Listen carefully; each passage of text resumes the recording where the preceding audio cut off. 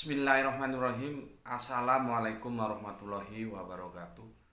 Asyhadu an la ilaha illallah, asyhadu anna Muhammadar Rasulullah. Allahumma sholli ala sayyidina Muhammad wa ala ali sayyidina Muhammad. Kama sholaita ala sayyidina Ibrahim wa ala ali sayyidina Ibrahim fil alamina innaka Hamidum Majid.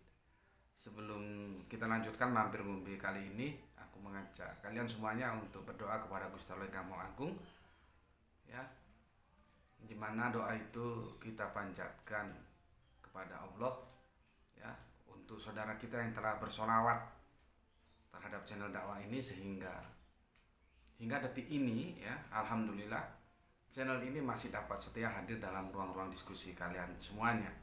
Semoga sholawat itu menjadi catatan langit amal soleh bagi mereka dan keluarganya kelak.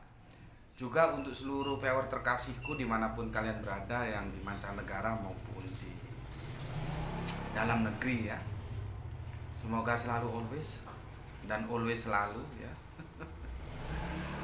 selalu always selalu anti skip dan anti download. Dan bagi yang berkenan, silahkan, ya, di share link-link kajian dari channel dakwah ini, dan semoga itu menjadi catatan langit bahwa engkau telah mengambil bagian dalam dakwah syiar, ya, Islam ini. Oke. Dan juga atas doa-doa baiknya aku ucapkan terima kasih, ya. Aku sudah didoakan baik. Semoga kebaikan doa itu juga tercurahkan untuk kalian semuanya. Sebentar, aku minum dulu.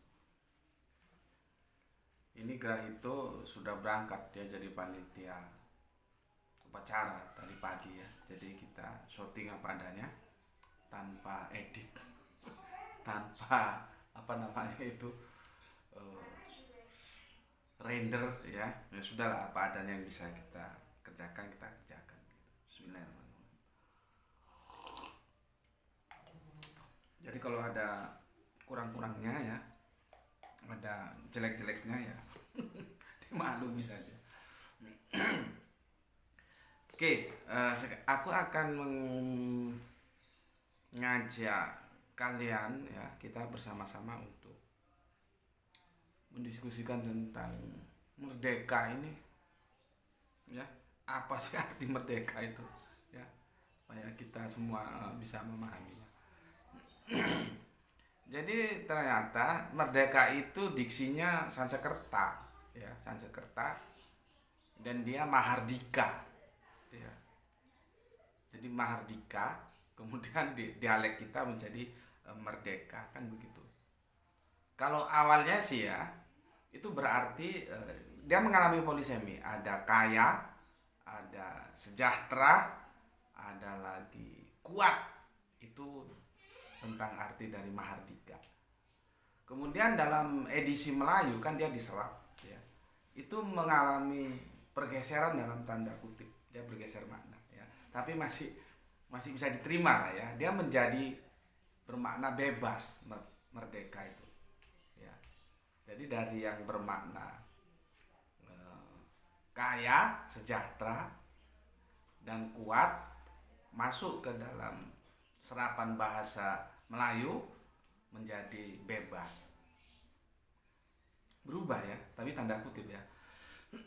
Karena kan memang mana ada kekayaan, kesejahteraan, dan kekuatan bagi sosok yang tertindas, ya, yang dikuasai oleh pihak lain, gitu.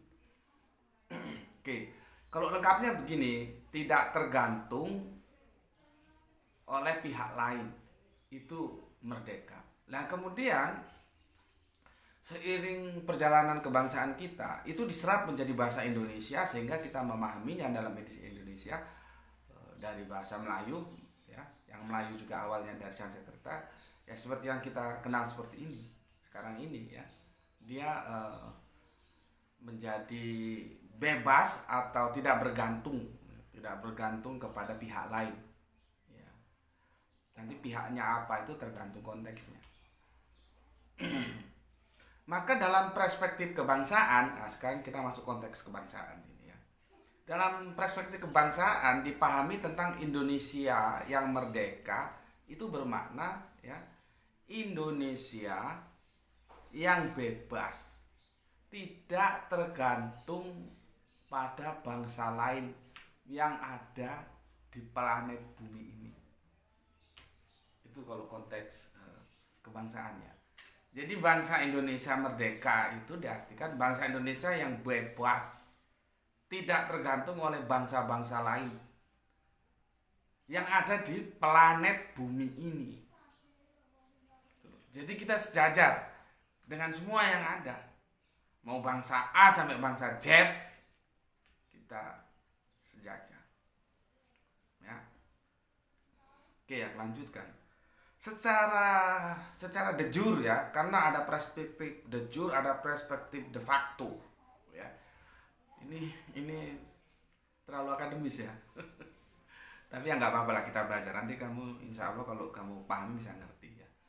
Secara de jure maka sejarah telah mencatat ya, Indonesia ini merdeka sejak 1945 atau tepatnya 17 Agustus 1945. Kita itu secara de jure kita merdeka. Posisi kita menjadi setara dengan bangsa-bangsa lain di planet bumi. Itu sejak 17 Agustus 1945. Ya. Makanya seperti yang kita peringati sekarang ini 17 Agustus 2022. Ya.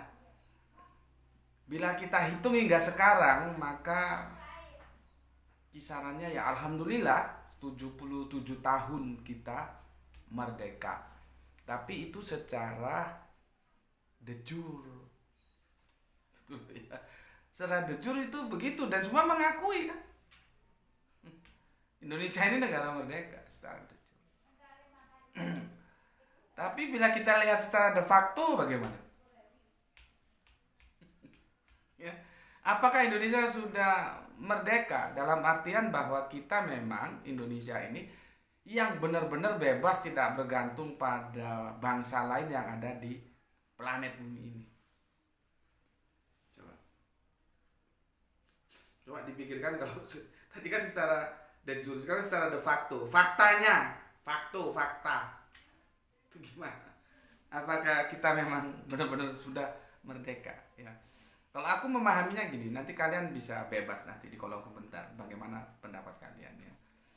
Secara de jure para bapak leluhur kita, bapak bangsa kita, pahlawan-pahlawan kita itu telah berjuang dan alhamdulillah berkat rahmat Gusti Allah yang Maha Agung ya.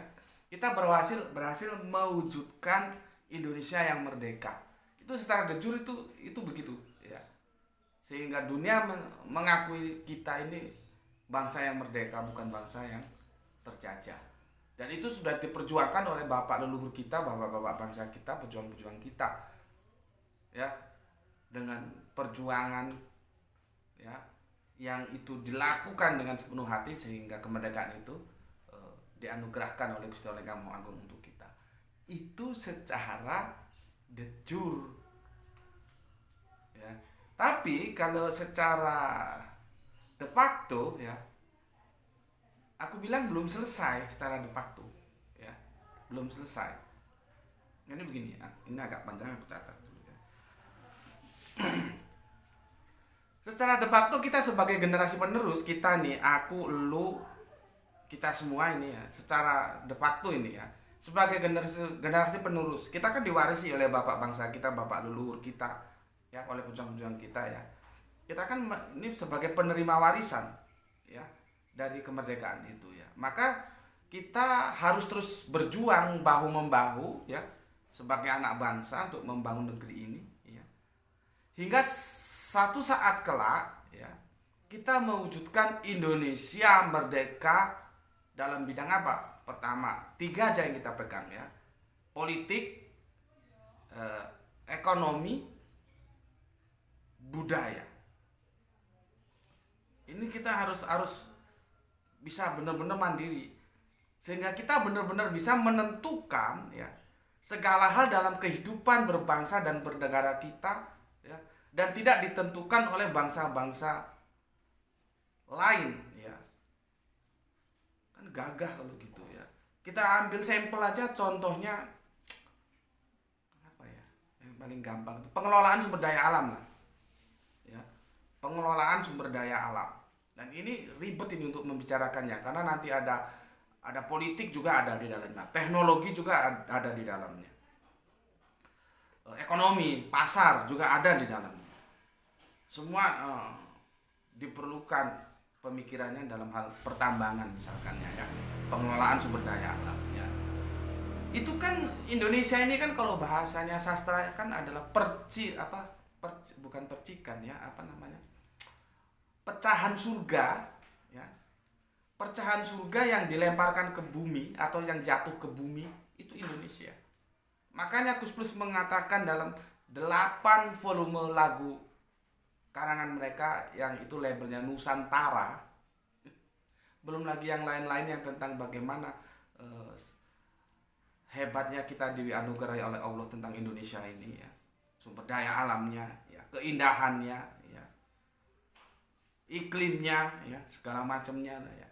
Sampai-sampai Gus Plus itu sebagai dedengkot musik Indonesia ya yang legendaris itu menelurkan 8 album Nusantara.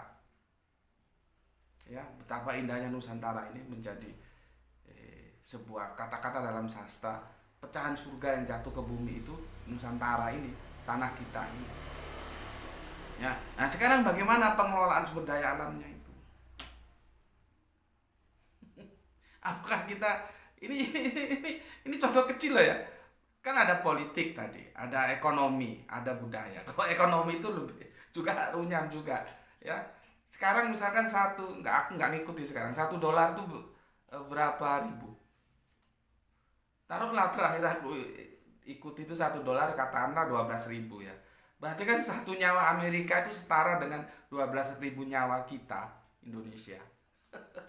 Artinya kita masih secara ekonomi nggak bisa kita terlepas dari Amerika yang memang dia menjadi dikdaya ya. Seharusnya kita berjuang ya. Kalau kamu $1 ya kami $1 kan begitu ya. Itu contoh ekonomi. Nah, contoh tentang sumber daya alam tadi itu seperti itu. Apakah kita benar-benar menguasai sumber daya alam kita? Karena sumber daya alam itu nanti akan dikelola menjadi kemakmuran bagi kehidupan kita. Kan begitu. Ini aku berbicara de facto loh ya. Kalau de jure sudah selesai kita merdeka. Sehingga kita bisa menikmati pecahan surga yang jatuh ke bumi itu loh.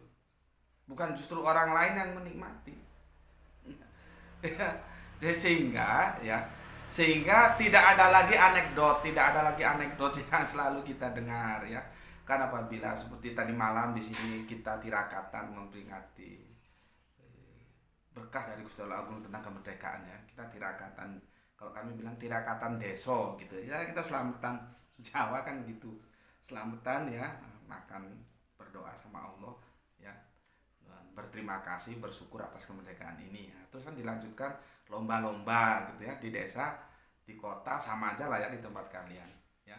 Dan salah satu lomba itu kan yang terfavorit selain Panjat Pinang itu kan tarik tambang. Tarik tambang itu favorit. Sejak aku masih kecil, tarik tambang itu olahraga yang favorit dan selalu ada di setiap upacara peringatan ya hari raya kemerdekaan kita. Itu tarik tambang itu selalu hadir gitu ya. Sehingga kalau kita sudah merdeka, menguasai sumber daya alam yang kita miliki ya. Cuman seperti aku bilang tadi, di sana itu banyak terlibat masalah ya. Pertama, masalah teknis. Anak bangsa sudah siap belum mengelola secara kemampuan teknisnya seperti apa? Karena yang namanya pertambangan itu perlu teknik. Terus masalah ekonomi, harus untuk apa kita nambang kalau kita nggak bisa menjual? Pasarnya bagaimana? Demand-nya bagaimana? Ya. Terus nanti masalah politis juga. Nah, ini juga bermasalah. Bagaimana kita bisa 100% menguasai tambang-tambang kita. Jadi banyak masalah yang terkait. Ya memang kehidupan keilmuan itu selalu terkait seperti itu. Nanti semuanya kena secara teknis. Ternyata anak bangsa kita belum siap mengelola. Tekniknya nggak tahu. Teknik pertambangan Tapi kan alhamdulillah di kampus-kampus sekarang kan sudah ada teknologi pertambangan ya. Tapi apakah benar-benar sudah mampu? Nah, itu. Ya kalau belum mampu ya ayo diusahakan supaya mampu gitu loh. Lah kalau nggak diusahakan dari sekarang, kapan kita mampu mengambil alih teknologi dari apa yang ada sekarang ini supaya kita semua benar-benar merdeka gitu ya. Oke. Jadi ya supaya tidak ada lagi anekdot yang kita sering dengar ya. Kita yang selalu berlomba ya. Kita lihat anak-anak kita di kampung-kampung, di kota-kota itu ya. Lomba apa? Lomba tarik tambang. Jadi kita yang lomba tarik tambang ya. Tetapi bangsa lain yang mengeruk hasil tambangnya. Ini menjadi perenungan kita bersama ya. Itu yang bisa aku bagikan sebagai perenungan kita bersama lah, introspeksi ya. Supaya kita bisa merdeka dalam artian de jure dan artian de facto. Secara de jure bapak bangsa kita, leluhur kita telah meraih itu dan mewariskan kepada kita, dan sekarang setiap kita dari generasi ke generasi yang menerima warisan ini, kemerdekaan ini, harus kita berjuang supaya secara de facto kita juga benar-benar bisa merdeka ya di tengah hiruk pikuknya tingkat persaingan bangsa-bangsa yang di dunia ini. Nanti kan ini kan pertarungannya perebutan sumber daya alam ini. Ya, karena orang bisa hidup itu dari sumber daya alam. Seperti lihat dunia binatang tuh ya, kalau kita lihat di YouTube itu kan rebutan makanan gitu. Nah, nanti kita juga akan begitu. Jumlah manusia sekarang sudah, tolong dikoreksi, 7 miliar. Ya. Nanti lama-lama berkembang sementara sumber daya alam untuk pangan aja sudah semakin terbatas ya. Jadi antara resource sama demand itu ndak berimbang ya, lebih banyak demandnya. Akhirnya kan jadi rebutan apa? Rebutan makanan ya. Jadi ketahanan pangan itu memang perlu ya. Seperti tadi tambang juga perlu, banyak yang harus kita pikirkan gitu, sehingga kita tidak terpengaruh oleh luar. Gampang saja kita ambil kedelai kita dari mana? Apakah itu dari hasil negeri kita sendiri? Nah, itu sekarang harus kita pikirkan bagaimana supaya mereka yang alumni pertanian itu bisa menghasilkan bibit unggul kedelai sehingga kita tidak perlu ekspor ya. Kita tidak perlu import, justru kita yang ekspor kalau bisa begitu. Karena kalau secara makanan kedelai itu aja kita diembargo bisa kelabakan. Padahal itu urusan yang sederhana yang kita bilang itu tempe. Kalau kita kan makan tempe itu menjadi budaya kita sebagai bangsa ya. Supaya budaya kita terjaga. Jangan sampai kita nggak bisa makan tempe. Lah kedelai ini orang ono, kedelainya nggak ada, kalaupun ada harganya melambung. Ya, tuh ya. Nah, sekarang kamu tulis. Itu sih pemikiranku yang mungkin benar juga mungkin salah ya, tidak ada masalah ya, namanya kita juga saling sharing ya.